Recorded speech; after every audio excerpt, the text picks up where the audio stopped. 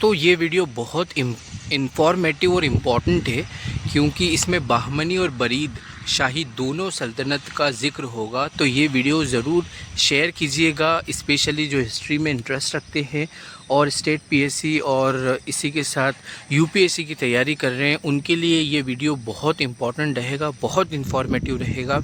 क्योंकि मैं series wise videos बना रहा हूं और इसमें सबसे ज़्यादा जो लिंक, एक वीडियो अगर प्रॉपर देखी तो दूसरी वीडियो बहुत अच्छे से अंडरस्टैंड होगी। तो कोशिश ये कीजिएगा कि आप वीडियो को शेयर ज़रूर कीजिए और चैनल को ज़रूर सब्सक्राइब कीजिए। अस्सलाम वालेकुम व्यूवर्स, अभी मैं आ गया हूँ बरीद शाही मकबरों पर। और बरीद शाही जो मकबरे हैं, जैसे कि बिदर सल्तनत, बहमनी सल्तनत के ख़त्म होने के बाद कासिम बरीद और उसके बाद उनके आने वाले जो वंशज थे, उनके अंडर में ही बहमनी सल्तनत काम करती थी। एक तरह से बहमनी सल्तनत ख़त्म हो चुकी थी और बरीद शाही ही ये हुकूमत कर रही थी बिदर में। और बाकी बहमनी सल्तनत के जो राज्य थे, वो उस राज्य के जनरल्स ने अपने आप को इंडिपेंडेंट घोषित कर दिया था। अब देखिए, आप सामने की तरफ ये इन मकबरों के यहाँ पर एक खूबसूरत सी जामा मस्जिद बनी हुई है। अंदर से लॉक है, इसलिए अंदर नहीं जा सकते। ये अभी जालियों के यहाँ से मैं आपको दिखा रहा हूँ ये खूबसूरत सी जामा मस्जिद, और यहाँ से आप इसका लुक देख सकते हैं। इसके अलावा बैक साइड से भी है, तो ऊपर से मैं आपको इस मकबरे पर चढ़कर इसका वीडियो बताता हूँ। तो ये वीडियो बहुत इंफॉर्मेटिव और इम्पॉर्टेंट है क्योंकि इसमें बहमनी और बरीद शाही दोनों सल्तनत का ज़िक्र होगा। तो ये वीडियो ज़रूर शेयर कीजिएगा, स्पेशली जो हिस्ट्री में इंटरेस्ट रखते हैं और स्टेट पीएससी और इसी के साथ यूपीएससी की तैयारी कर रहे हैं, उनके लिए ये वीडियो बहुत इम्पॉर्टेंट रहेगा, बहुत इन्फॉर्मेटिव रहेगा। क्योंकि मैं सीरीज़ वाइज वीडियोस बना रहा हूं और इसमें सबसे ज़्यादा जो लिंक, एक वीडियो अगर प्रॉपर देखी तो दूसरी वीडियो बहुत अच्छे से अंडरस्टैंड होगी। तो कोशिश ये कीजिएगा कि आप वीडियो को शेयर ज़रूर कीजिए और चैनल को ज़रूर सब्सक्राइब कीजिए। बहुत ज़्यादा ये समझने के लिए ज़रूरी है क्योंकि मुग़ल सल्तनत की वीडियोस और दिल्ली सल्तनत की वीडियोस हम देखते हैं, हमें बहुत नॉलेज होता है, लेकिन दक्कन से हम बहुत दूर हो जाते हैं। दक्कन के बारे में जानना बहुत ज़रूरी है। मेरी ओनली ही वीडियोज़ यूट्यूब पर अवेलेबल होगी जो दक्कन के बारे में आपको मॉन्यूमेंट्स के साथ में रियल हिस्ट्री सही तरीके से बताएगी। तो चैनल को ज़रूर सब्सक्राइब कीजिएगा और वीडियो को ज़रूर शेयर कीजिएगा। तो दोस्तों, ये जो सामने की तरफ आप मकबरा देख रहे हैं ना, ये है अली बरीद का मकबरा। यानी कि जो बरीद शाही बिदर सल्तनत के जो पहले सुल्तान थे, ये अली बरीद का मकबरा है। और यहाँ से आप जो देख रहे हैं, ये है इंट्रेंस इस मकबरे में अंदर आने का। सामने की तरफ है एक मस्जिद और जो बैक साइड में आप वहाँ देख रहे हैं वो है कासिम बरीद का, ऐसा मुझे यहाँ के जो स्थानीय निवासी उन लोगों ने बताया था। अब कासिम बरीद से कहानी शुरू होती है। बहमनी सल्तनत के जो पपेट मोनार्क थे, यानी कि जो सुल्तान थे, वो हकीकत में कासिम बरीद के अंडर में ही काम करते थे। वो नाम के सुल्तान थे। जैसे कि मैंने आपको मोहम्मद शाह का जो मकबरा बताया था और उनके मकबरे के पास में 4 मकबरे बताए थे। वो 4 मकबरों में थे अलाउद्दीन बहमन शाह और अहमद बहमन शाह और इसी के साथ में वलीउल्लाह और कलीमुल्लाह बहमन शाह। तो 2 उनके भाई और 2 बेटे थे, जो कि कासिम बरीद जो सामने की तरफ आप देख रहे हैं मकबरा, उनके अधीन काम करते थे। और फिर उनके बेटे हुए अमीर बरीद, वो भी एक तरह से प्राइम मिनिस्टर ही थे। लेकिन फिर उन कासिम बरीद के पोते, जो सामने की तरफ आप ये मकबरा देख रहे हैं, अली बरीद, इन्होंने ख़ुद को सुल्तान घोषित किया कि अब हम सुल्तान हैं। क्योंकि ऑलरेडी दूसरी जो सल्तनतें थी, दूसरे जो राज्य थे बहमनी सल्तनत के, वो तो आज़ाद हो चुके थे।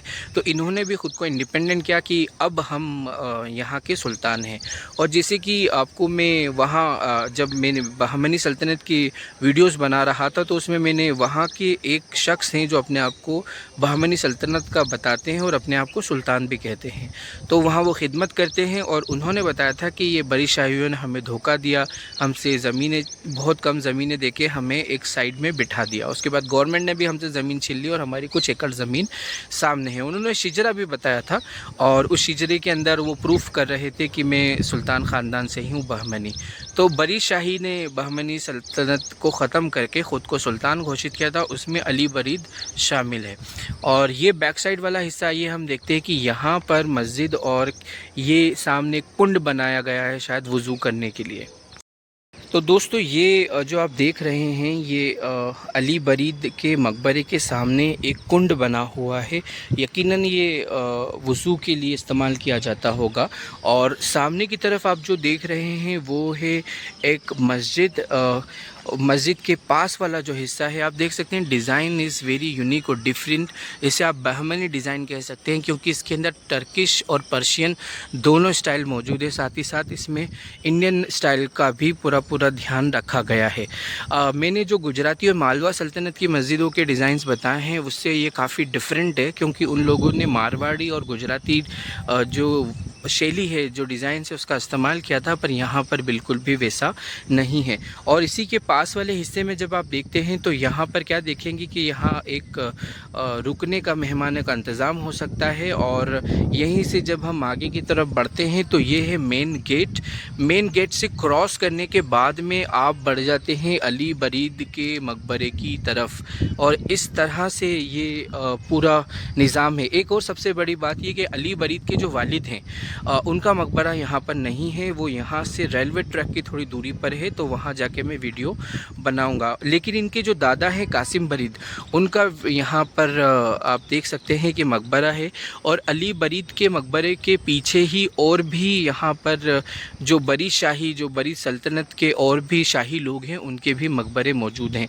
जैसे कि मैं वीडियो में आपको दोस्तों हर बार बता रहा हूँ कि ये वीडियोज़ बहुत ज़्यादा इम्पॉर्टेंट है। वजह यह है कि मोहम्मद गोरी से लेकर अंग्रेज़ों तक के जितने भी नवाब रहे हैं और मुस्लिम्स रहे हैं उनके मकबरे और सूफ़ियों की मैं वीडियोस बना रहा हूँ, लिंक कर रहा हूँ नवाबों को, सूफ़ियों को, सुल्तानों को एक दूसरे से। और कोशिश ये कर रहा हूँ कि किस तरह से how Muslim just became backward और उस क्या वजह थी कि दे जस्ट लॉस्ट एवरीथिंग। तो उन सभी रीज़न्स के बारे में और प्रेजेंट डे के बारे में मैं वीडियोस बनाकर बता रहा हूँ। तो यूपीएससी और इसी के अलावा स्टेट पीसीए की जो तैयारी करें उनके लिए बहुत इंपॉर्टेंट होगा हिस्ट्री के हिसाब से, क्योंकि मॉन्यूमेंट्स के ज़रिए से वो कनेक्ट होंगे। एक सबसे बड़ी बात जैसे कि कासिम बरीद का विडियो देख रहे हैं, ये उनका मकबरा है। और कासिम बरीद के बाद में उनके बेटे अमीर वलीद और उसके बाद में फिर अली जो बरीद थे, इन्होंने अपने आप को सुल्तान घोषित किया। और कासिम बरीद के अंडर में 4 जो सुल्तान थे बहमनी सल्तनत के, जैसे कि मैंने बहमनी सल्तनत का वीडियो बनाया है, लिंक डिस्क्रिप्शन में है, वो देख सकते हैं। आई बटन पे भी क्लिक करके आप वीडियो देख सकते हैं। तो उसमें 4 सुल्तान जो थे, अली बरीद, ये सामने वाला जो मकबरा है, उनके दादा कासिम बरीद, उन्होंने अपने आप को सुल्तान नहीं घोषित किया था, वो सिर्फ प्राइम मिनिस्टर थे। लेकिन 4 सुल्तान बहमनी सल्तनत के इन्हीं के अंडर में काम करते थे। और फिर इनके बेटे अमीर बरीद के। लेकिन फिर अली बरीद ने इनके अंडर में काम करना बंद किया, उनको कुछ ज़मीनें देकर ख़ुद को सुल्तान घोषित किया। जैसे कि मैंने वीडियो में बताया था कि वहाँ पर एक शख्स हैं जो अपने आप को बहमनी सल्तनत का सुल्तान बताते हैं, उसी ख़ानदान से बताते हैं। और वो कहते हैं कि जो बरी शाही लोगों ने हमें ज़मीन देकर हमसे सल्तनत छीन ली थी। और वजह ये भी थी दोस्तों कि बहमनी सुल्तान जो थे वो अय्याशी में डूब चुके थे और जो काबिल थे उन्होंने अपने आप को सुल्तान घोषित किया। इसी के साथ में नाकाबिलियत की बात यह है कि जो महमूद शाह थे उन्होंने महमूद गवा की हत्या करवा दी थी। और हत्या करवाने के बाद में एक तरह से वही पूरी बहमनी सल्तनत को संभाल रहे थे, मजबूत भी थे। और फिर बहमनी सल्तनत में विद्रोह हुआ, 5 हिस्सों में बटी, जिसमें से एक बिदर जहाँ पर बहमनी सल्तनत की राजधानी थी, वहीं के जो चीफ़ मिनिस्टर थे, पेशवा थे, उन्हीं लोगों ने अपने आप को सुल्तान घोषित किया। और उनमें सुल्तान घोषित करने वाले जो थे वो थे अली बरीद, जिनका सामने आप मकबरा देख रहे हैं। और वैसे इनसे पहले इनके वालिद और इनके जो दादा थे वो एक मिनिस्टर के तौर पे ही काम कर रहे थे, लेकिन सारा पावर जो था बहमनी सल्तनत का वो उन्हीं के हाथ में था। लेकिन बहमनी सल्तनत का जो वर्ड था जो वो उसको एबॉलिश करके उन्होंने बरी शाही और बिदर सल्तनत का वर्ड इस्तेमाल किया, क्योंकि बहमनी सल्तनत के सारे राज्य जो थे वो अलग अलग जनरल्स ने अपने आप को आज़ादी घोषित कर दी थी, इस वजह से उनके हाथ से वो निकल गए थे। अब दूसरी एक चीज़ ये कि जब मोहम्मद गोरी के सल्तनत में भी ऐसा ही हुआ था कि मोहम्मद गोरी के इंतकाल के बाद में उनके जनरल्स ने अलग अलग आज़ादी घोषित की, और जो जनरल ज़्यादा काबिल थे, जिसमें कुतुबुद्दीन ऐबक का नाम है, तो कुतुबुद्दीन ऐबक ने यहाँ पर फिर उसके बाद दूसरे जनरल्स को कंट्रोल करके दिल्ली सल्तनत की शुरुआत की। और आगे जाकर जब ये कुतुबुद्दीन ऐबक के ख़ानदान के लोगों के बाद में खिलजी वंश का आगमन हुआ, तो अलाउद्दीन खिलजी ने पूरे हिंदुस्तान पर हुकूमत शुरू की। और उसके बाद गयासुद्दीन, जब तुगलक डायनेस्टी आई, और तुगलक डायनेस्टी में मोहम्मद बिन तुगलक के बाद में दिल्ली सल्तनत की जो पूरे हिंदुस्तान पर हुकूमत थी वो ख़त्म होकर अलग अलग छोटी छोटी फिर से जनरल्स ने हुकूमतें शुरू कर दी, जिसके अंदर बहमनी सल्तनत, गुजरात सल्तनत, मालवा सल्तनत और बंगाल सल्तनत, मदुराई सल्तनत, ऐसी काफ़ी सारी सल्तनतें शामिल हैं। और उनकी मैं प्रॉपर वीडियो लिंक करके सीरीज़ वाइज बना रहा हूँ, इसीलिए मैं आपको बार बार बता रहा हूँ कि ये कोशिश कीजिएगा। ये बहुत ज़्यादा इम्पॉर्टेंट है हिस्ट्री के लिए और हिस्ट्री में इंटरेस्ट रखने वालों के लिए, कि उनको पूरे मॉन्यूमेंट्स के साथ में कनेक्ट होते हुए एक सीरीज़ वाइज हैरार्की के अंदर वीडियोस मिल रही हैं। तो वीडियो को ज़रूर शेयर कीजिएगा, लाइक कीजिएगा और सब्सक्राइब ज़रूर कीजिएगा। और उसी तरह से अभी मैं बहमनी सल्तनत जो दिल्ली सल्तनत से टूटी थी, और दिल्ली सल्तनत से टूटने के बाद बहमनी सल्तनत से जो सल्तनत टूटी थी, जिसका नाम बिदर सल्तनत है, और जिसे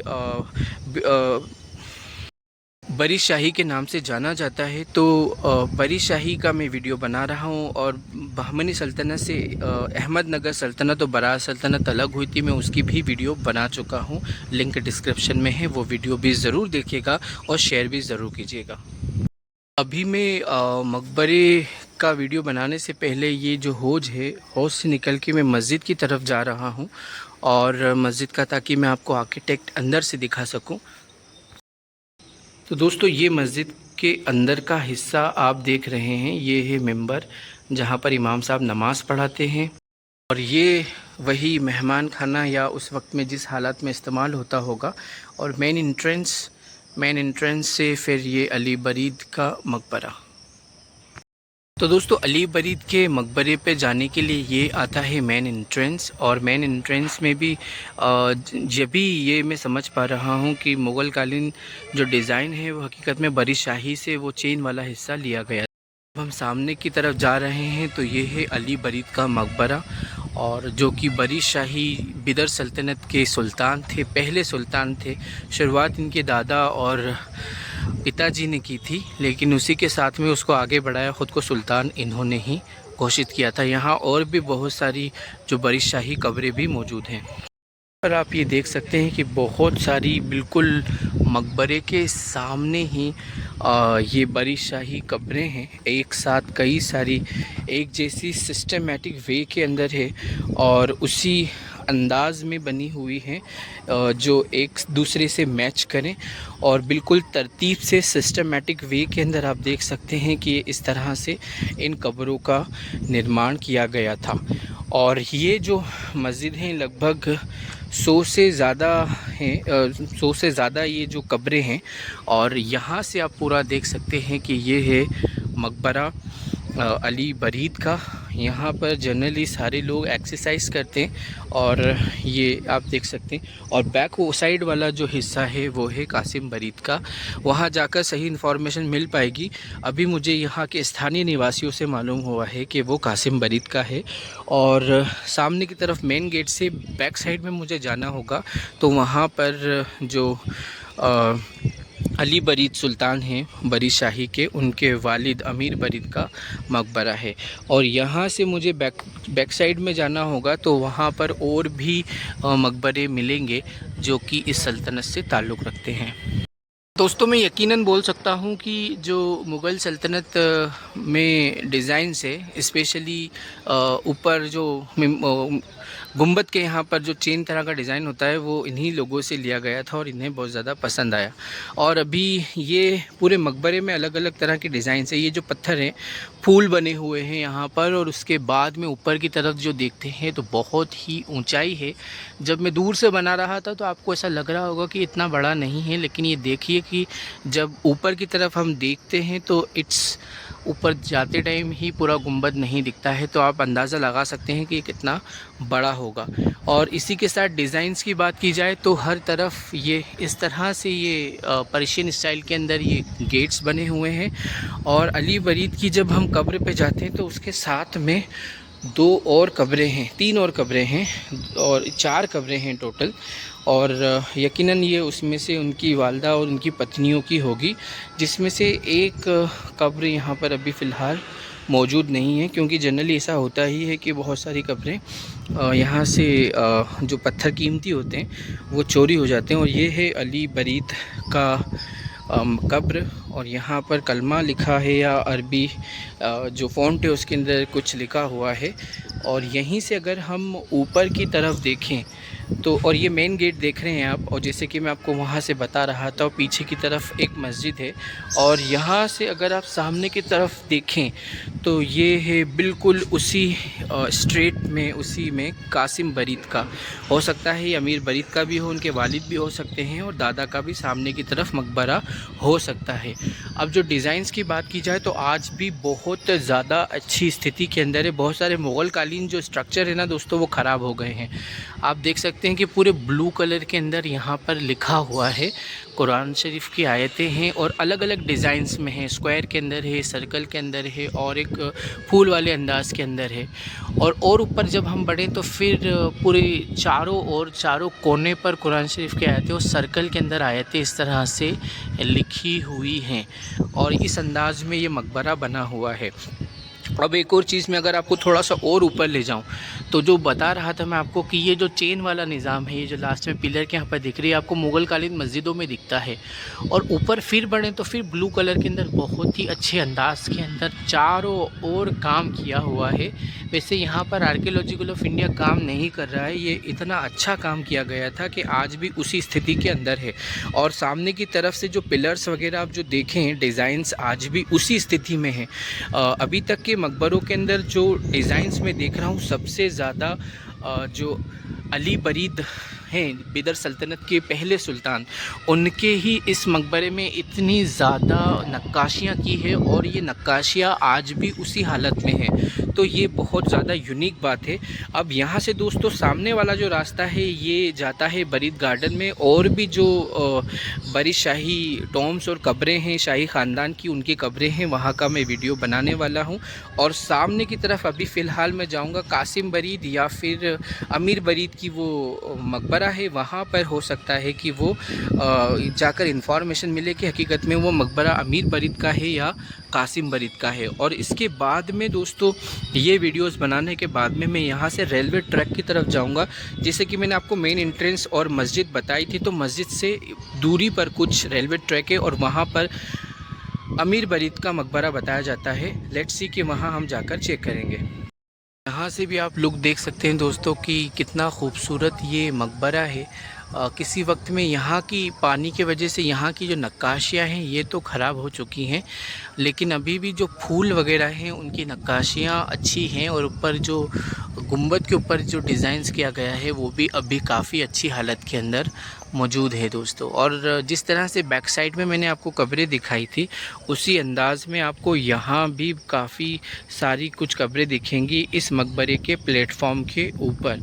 और यहाँ से ये जो डिज़ाइन से बिल्कुल उसी अंदाज़ में, जिस अंदाज़ में मैंने उस तरफ आपको कब्रें दिखाई थी, यहाँ तरतीब थोड़ी बिगड़ी हुई है, कुछ कब्रें बड़ी और कुछ कब्रें छोटी हैं। लेकिन यहाँ से हो सकता है कि ये अली बरीद के कुछ ख़ास ख़ानदान के लोग ही होंगे जो इस अंदाज़ के अंदर, इस स्ट्रक्चर में बिल्कुल गुंबद से लेकर अभी तक में आप इस तरह से ये वीडियो को देख सकते हैं कि कितने सिस्टमेटिक वे में। सामने की तरफ जो ऊंचा वाला स्ट्रक्चर है वो है अली बरीद की कब्र है, और उसके बाद में जो अली बरीद सुल्तान रहे हैं उनकी है, और ये एक साथ में सामने की तरफ कासिम बरीद की कब्र की तरफ ये जाती है।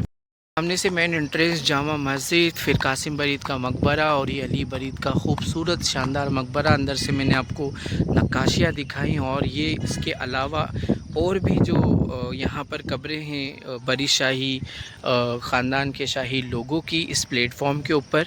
और यहाँ पर कभी आप आएंगे तो जहाँ भी जाएंगे इट्स वेरी फैबुलस। जितनी भी सल्तनतें हैं हिस्टोरिकल, वहाँ जाइए, समझिए। और अगर ना ही नहीं जा सकते हैं तो मेरे वीडियो को शेयर ज़रूर कीजिए, लाइक कीजिए, सब्सक्राइब कीजिए चैनल को। इट्स मच मोर इम्पॉर्टेंट कि घूमने के साथ साथ बहुत सही और सटीक नॉलेज मिलेगा आपको, और इसी के साथ इंस्पिरेशन और मोटिवेशन के साथ। तो अभी मकबरे से नीचे आ चुका हूँ और अब बढ़ रहा हूँ मैं कासिम बरीद के मकबरे की तरफ। तो अब मैं अली बरीद के मकबरे से कासिम बरीद के मकबरे की तरफ जा रहा हूँ, जो कि बिल्कुल उनके मकबरे के बैक साइड में है और यहाँ से वॉक करके मुझे जाना होगा। कासिम बरीद के मकबरे की तरफ बढ़ते हुए यहाँ से मेन रास्ता नहीं है, मुझे कूद कर जाना होगा। और यहाँ से आप देख सकते हैं कि यह है कासिम बरीद का मकबरा। मैं कासिम बरीद के मकबरे की तरफ जा रहा हूँ। क्रॉस किया है अली बरीद के मकबरे के यहाँ से।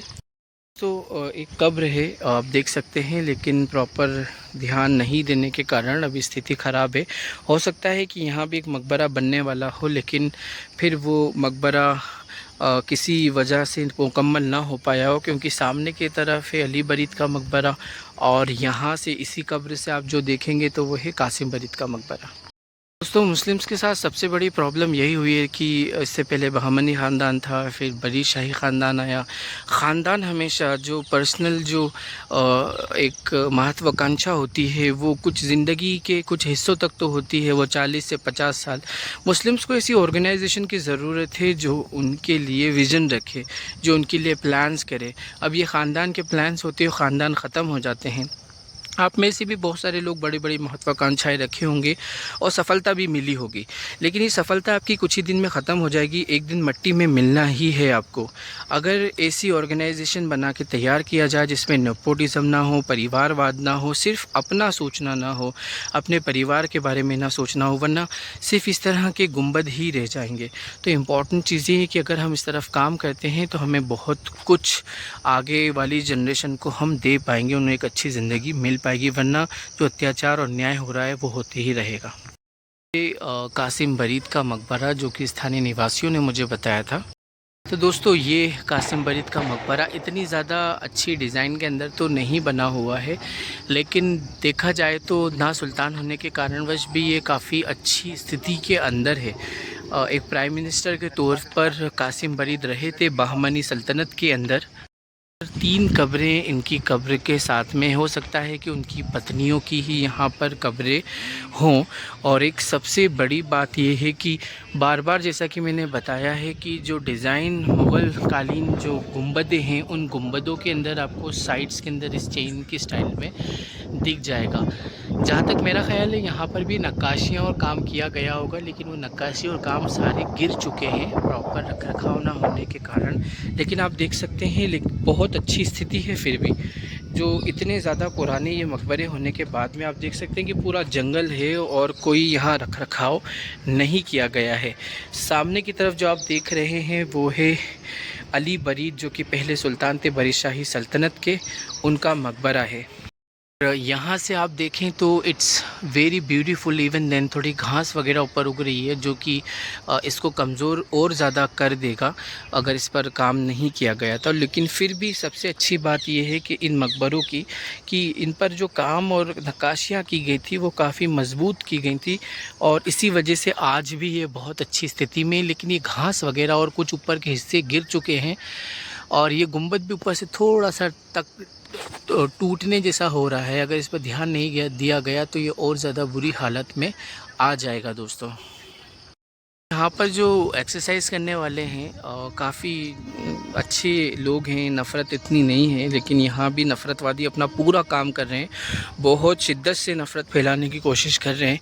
स्पेशली कर्नाटक में, साउथ इंडिया में यही एक स्टेट है जहाँ पर वो लोग अपने जहर का सही इस्तेमाल कर पा रहे हैं और लोगों को वो जहर हल्का सा चढ़ने भी लगा है। लेकिन काफ़ी एजुकेटेड लोग हैं, इसमें से बहुत कम में से अनपढ़ और जाहिल लोग हैं जो सिर्फ़ और सिर्फ नफ़रतवादी, जातिवादी, ब्राह्मणवादी विचारधारा के से इन्फ्लुएंस हो रहे हैं, प्रभावित हो रहे हैं और बहुत सारी ऐसी चीज़ें भी होने लगी है।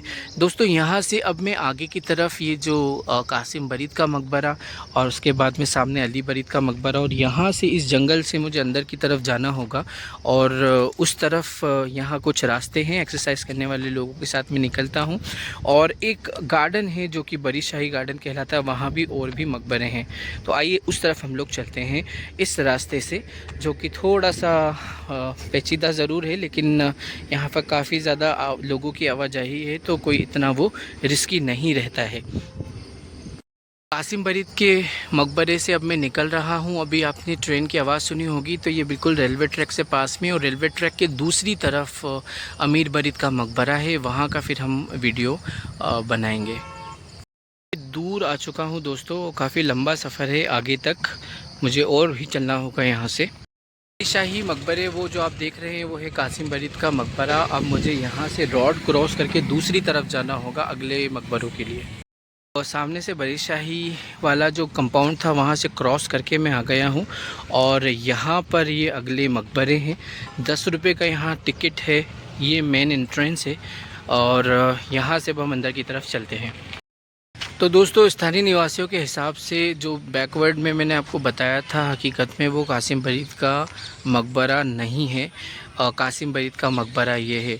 हो सकता है वो अमीर बरीद का मकबरा हो जो उनके वालिद या पिता थे।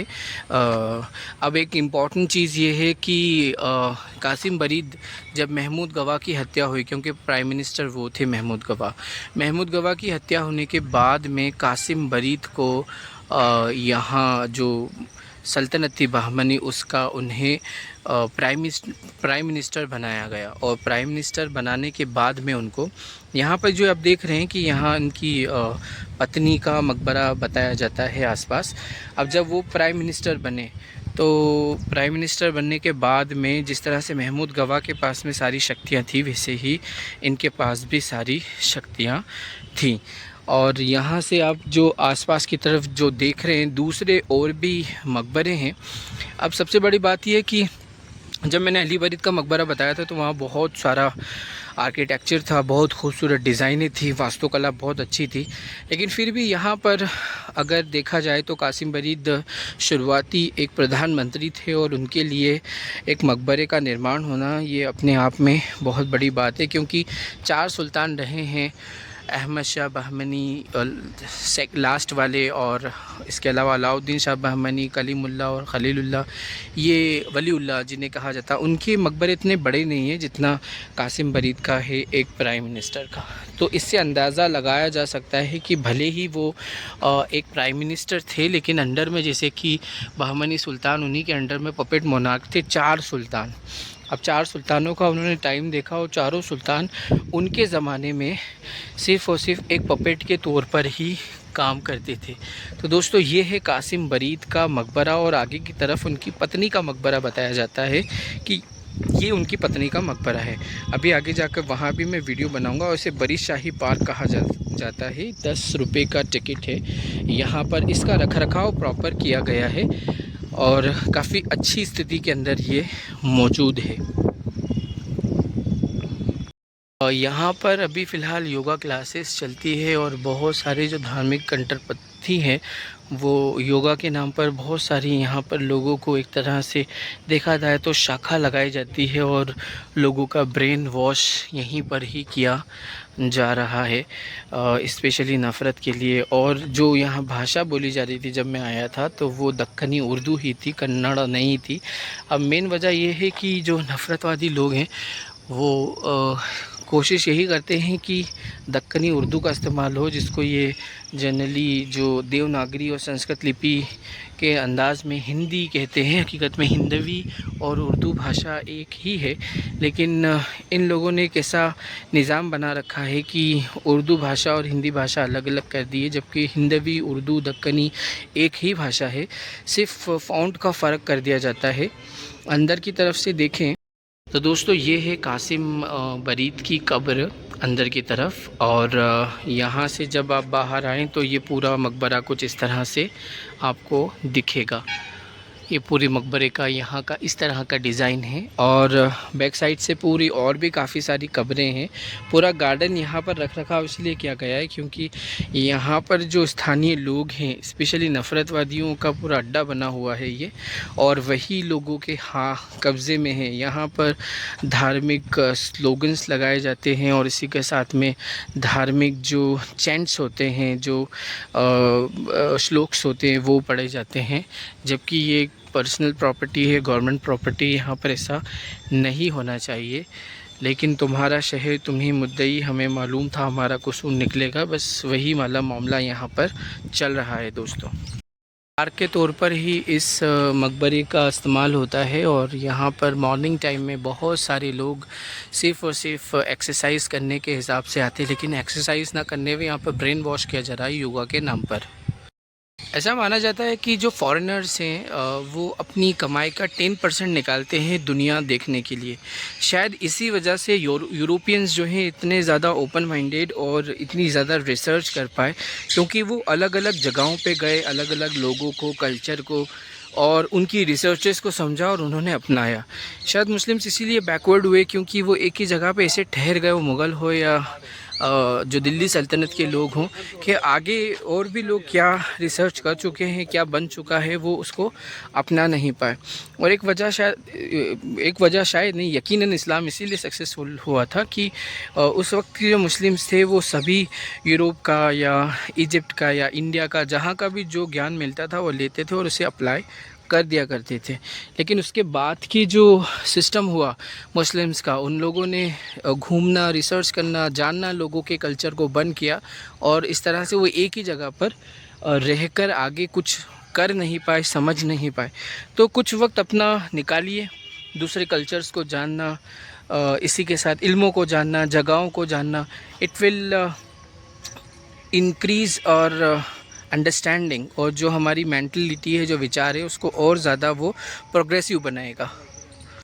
कासिम बरीद की पत्नी का मकबरा जो इसी बरी शाही गार्डन के अंदर मौजूद है और उन्हीं के साथ में ऐसे 2-3 और मकबरे यहाँ पर आप देख सकते हैं, छोटे मकबरे हैं। एक ये बिल्कुल उनके पास में है जो उनकी पत्नी का ये मेन मकबरा है, और ऐसे ही कासिम बरीद के मकबरे के आसपास में जो ये आप पहला मकबरा देख रहे हो, उसके पीछे कासिम बरीद का है और फिर पीछे एक और मकबरा है वहाँ पर। तो दोस्तों ये है कासिम बरीद की पत्नी की कब्र मकबरे के अंदर से। सबसे बड़ी प्रॉब्लम दोस्तों मकबरों की यहाँ पर ये है, और सभी जगह स्पेशली मुस्लिम सुल्तानों की, कि इन्फॉर्मेशन अवेलेबल नहीं होती है और स्थानीय निवासियों को कुछ मालूम नहीं होता। Even Muslims are not educated, और दूसरे जो हैं वो इतने ज़्यादा भेदभाव करने वाले हैं कि वो जानबूझकर भी आपको गलत इन्फॉर्मेशन दे देंगे। तो मैं बार बार आपको दोस्तों यही बोलता हूँ, एजुकेशन हासिल कीजिए, ये बहुत ज़्यादा ज़रूरी है। और एजुकेशन अगर आप हासिल कर रहे हैं तो आपके पास इतना टाइम नहीं कि आप हर चीज़ कर सकें, तो अपने पड़ोसी रिश्तेदारों और जो शहर में और भी ऐसे लोग हैं जो पिछड़े हुए, उनकी मदद करें ताकि वो तालीम हासिल कर सकें। और तालीम हासिल कर सकेंगे तो एक मज़बूत और काबिल कौम का हिस्सा बनेंगे, वरना ख़ुद को काबिल बताते बताते एक पिछड़ी हुई कौम का हिस्सा बनते रहेंगे और लोग आपका मजाक बनाएंगे। अगर इस मजाक से बचना चाहते हो तो ख़ुद की तालीम के साथ में दूसरी की तालीम का इंतज़ाम ज़रूर करें। परिसर में 5 मकबरे हैं, जिसमें से 2 बड़े और मेन मकबरे हैं। एक है कासिम बरीद का और उनकी पत्नी का, उनकी वाइफ का, और ऐसे 2 छोटे मकबरे बने हुए हैं कासिम बरीद के मकबरे के पास में। मैं जा रहा हूँ अमीर बरीद के मकबरे पर। जो अली बरीद का मकबरा है उसके एक साइड के अंदर ये मकबरा कासिम बरीद का मौजूद है, और अब मैं रेलवे ट्रैक को क्रॉस करके अमीर बरीद के मकबरे पर जाऊंगा। अब ये भी कंफर्मेशन नहीं है कि वो अमीर बरीद का है कि नहीं, क्योंकि वहाँ जाकर मालूम होगा। क्योंकि जब मैं यहाँ पर आया था तो मुझे कंफर्म नहीं था, यहाँ बोर्ड लगा हुआ देखा, फिर मुझे मालूम हुआ कि हकीकत में यही कासिम बरीद का मकबरा है। लोगों को कंफर्मेशन, सही इन्फॉर्मेशन अवेलेबल नहीं है। फिर दोबारा से यही आपसे रिक्वेस्ट है कि आप ज़रूर तालीम हासिल कीजिए और सफ़र कीजिए। जब आप सफ़र करेंगे तो आपको अलग अलग लोग, कल्चर, लैंग्वेजेस मिलेंगी, थॉट मिलेंगे, और ये थॉट आप अपनी कौम के डेवलपमेंट के इरादे के साथ में आएँ तो आपका वो इंक्रीज़ होगा और कौम आगे बढ़ेगी, आप कुछ अच्छा करना ज़रूर चाहोगे। तो अब मैं इस व्लॉग के अंदर अगले वाले हिस्से में चलता हूँ। ये सारे मैं मॉन्यूमेंट्स बरी शाही के एक ही व्लॉग में रखूँगा ताकि आपको प्रॉपर अंडरस्टैंडिंग रहे। बीच में जो गड़बड़ हुई थी वो भी मैं इसको एडिट नहीं करूँगा। चाहता हूँ कि आप उस चीज़ को भी समझें कि कितना मुश्किल हो जाता है अगर इन्फॉर्मेशन अवेलेबल ना हो तो। ये था कासिम बरीद का मकबरा। जैसा कि मैंने आपको बताया था कि कासिम बरीद जो रहे वो महमूद गवा के बाद में प्राइम मिनिस्टर बने। महमूद गवा के पास में भी बहमनी सल्तनत का रियल पावर था और कासिम बरीद के पास में भी बहमनी सल्तनत का रियल पावर था। एक फ़र्क ये था कि उनके बेटे अमीर बरीद के बाद उनके पोते अली बरीद ने अपने आप को सुल्तान घोषित किया और बिदर सल्तनत का उन्होंने शुरुआत की और वो बिदर सल्तनत के पहले सुल्तान बने अली बरीद शाह, जिनका मैंने मकबरा इसी व्लॉग के अंदर बताया था। और जैसे मैं बार बार रिपीट कर रहा हूँ कि मोहम्मद गोरी के बाद से दिल्ली सल्तनत और दिल्ली सल्तनत के फिर जो अलग अलग हिस्से हुए और जो बहमनी सल्तनत, उन सभी के मैं वीडियोस बना रहा हूँ। तो I would request you please like share and subscribe my channel. ये मुझे एक स्थानीय निवासी ने ही इन्फॉर्मेशन दी। जो वो सामने मकबरा मैंने आपको उनकी पत्नी का बताया था, वो चांद बीबी हैं कासिम बरीद की पत्नी, उनका ये सामने की तरफ मकबरा है। और इसमें भी बस यही चीज़ है कि you need to study a lot ताकि बहुत कुछ अच्छा हो सके। और बहुत सारे ऐसे मॉन्यूमेंट्स हैं जो अभी जिन पर आर्कियोलॉजिकल ऑफ इंडिया ने काम नहीं किया, उस पर बहुत सारों पे कब्जे हो चुके हैं, जंगलों में छुपे हुए हैं, दबे हुए हैं, उन सब का एग्जीक्यूशन करना ज़रूरी है, सब निकालना ज़रूरी है। बहुत ज़्यादा हम अपने ही सुल्तानों को नहीं समझेंगे, अपने बादशाहों को नहीं समझेंगे। ये सूफिया सुल्तान जो हैं, इन्हीं के वजह से लोगों तक कलमा पहुँच पाया है और सुल्तान हुए तो सूफियाओं को प्रीचिंग का, प्रचार का मौका मिल पाया कि वो सच्चे खुदा से लोगों को मिला पाए। तो जो शासन प्रशासन बहुत इंपॉर्टेंट होता है दोस्तों, इस तरफ हमें ध्यान देना बहुत ज़्यादा ज़रूरी। तभी अगर जो प्रीचिंग का काम करते हैं, दावत का काम करते हैं, तबलीग का काम करते हैं, वो लोग जो शासन प्रशासन पॉलिटिकल व्यूज़ की तरफ ध्यान ही नहीं देते, जो कि सबसे ज़्यादा ज़रूरी होता है प्रीचिंग प्रचार के लिए। उससे कोई परेशानी नहीं आती बल्कि और फ़ायदे होते हैं ताकि प्रीचिंग फास्ट हो सके। और लोग, प्रीचिंग का मतलब ये होता है कि लोगों की हेल्थ के लिए भी काम किया जाए, शिक्षा के लिए भी काम किया जाए, उनके रोज़गार कारोबार के लिए भी काम किया जाए। सिर्फ एक अलौकिक दुनिया की बात करना, उससे लोग मुतासिर नहीं होते। मुतासिर करने के लिए आपको देना होता है। सिर्फ ज़बानी जमा खर्च से कोई ऐसे ही कलमा नहीं पड़ता। सूफियों ने, सुल्तानों ने ऐसी बहुत सारी कुर्बानियाँ दी हैं, ऐसे बहुत सारे काम किए, तब जाके बहुत सारे लोगों ने हिंदुस्तान में कलमा पढ़ा। जिसमें बहमनी सल्तनत के ब्राह्मण जो हसन गंगू थे और जिनको अलाउद्दीन बहमन शाह के नाम से जाना गया, वो खुद एक ब्राह्मण थे जिन्होंने इतनी बड़ी सल्तनत की शुरुआत की थी। तो यही वजह कहीं ना कहीं रहती है कि ये सब चीज़ें मैटर करती हैं। इस तरफ ध्यान देना चाहिए और ये शिक्षा और बहुत ज़्यादा ओपन माइंडेड होने के बाद ही हो पाता है। उसके लिए ट्रैवल करना ज़रूरी है। एक बार बाहर निकलिए, समझिए अलग अलग कल्चर्स को और समझिए कि किस तरह से हम अपनी कौम को और इस सच्चे धर्म को, उसका प्रचार कर सकें। मेन एंट्रेंस इस गार्डन का, और यहाँ से आपको सारे मकबरे इस तरह से यहाँ पर दिख जाएंगे। गया हूँ अमीर वरीद के मकबरे पर। ये लोगों ने, मुझे स्थानीय निवासियों ने इन्फॉर्मेशन दी है। रेलवे ट्रैक क्रॉस करके आया हूँ और साइज़ देखकर ऐसा लग रहा है कि ये होगा। और डिज़ाइन आप देख रहे हैं, जो उसके पहले एक मकबरा है वो तुर्की डिज़ाइन के अंदर गुंबद है, और सेकंड वाला जो मकबरा है वो बहुत ही बड़ा है दोस्तों, और उसका गुंबद बहुत ज़्यादा बड़ा होगा, अब गिर चुका है। और अभी मैं यहाँ जो आया हूँ, यहाँ पर लॉक था और उसके बाद फिर मुझे दूसरे रास्ते से स्थानीय निवासियों ने बताया कि इधर से आप चले जाएं। और यहाँ और भी बहुत सारी कब्रें मौजूद हैं बरीद शाही डायनेस्टी की। और सामने की तरफ ये जो है मकबरा, ये शायद उनकी पत्नी का होगा। हर जगह लगा रहता है वार्निंग कि ये जो है संरक्षित इमारत है, लेकिन इन्फॉर्मेशन कोई नहीं रखी जाती। तो ये बहरहाल यहाँ पर जो आप देख रहे हैं, ये एक और छोटा सा मकबरा है जो तुर्की स्टाइल के अंदर गुंबद है और उसके अंदर 2 कब्रें मौजूद हैं। इस तरह की 2 कब्रें यहाँ पर मौजूद हैं।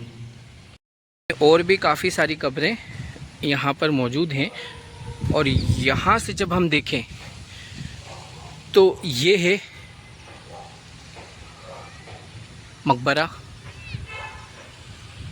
अमीर बरीद का ही होगा। ये ब्लैक स्टोन्स का जो निज़ाम मैंने आपको दिखाया था मोहम्मद बहमन शाह के मकबरे का, ये उसी अंदाज़ में काले पत्थर हैं और हमें 100% मुझे इस स्ट्रक्चर को इतना भव्य और आलीशान जो है किसी सुल्तान का ही हो सकता है और ये यकीनन अमीर बरीद का ही होगा। ये 8 भुजाओं के अंदर ये मकबरा बना हुआ है और ऊपर की तरफ जो गुंबद का स्टाइल है वो बिल्कुल उस अंदाज़ में है जो तुर्की स्टाइल के होते हैं। यकीनन ये अमीर बरीद का ही होगा।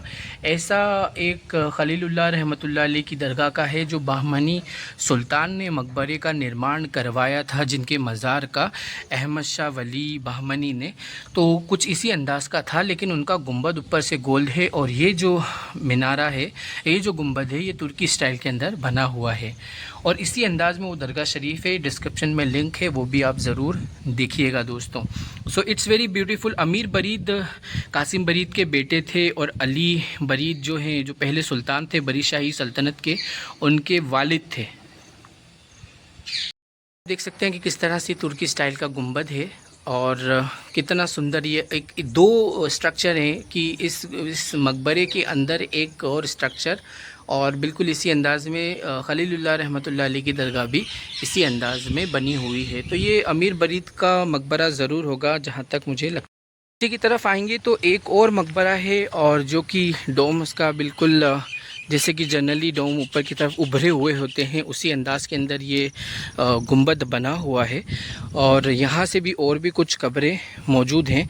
ये पूरा स्ट्रक्चर इस अंदाज़ में देख सकते हैं। हकीकत में वो गुंबद इसलिए नहीं दिख रहा था क्योंकि अंदर वाले हिस्से में एक स्ट्रक्चर बना है और उसका गुंबद है। एक साइड से मैं इसका वीडियो ले रहा हूँ और आप देख सकते हैं कि इट्स वेरी बिग, बहुत ज़्यादा बड़ा है। दूर से ऐसा नहीं लग रहा था बट इट्स वेरी बिग और इसका डिज़ाइन जो बिल्कुल यूनिक है। कहीं ना कहीं ये थोड़ा सा दर्शा रहा है मुझे कुछ और बैक साइड से वही मकबरा मौजूद है।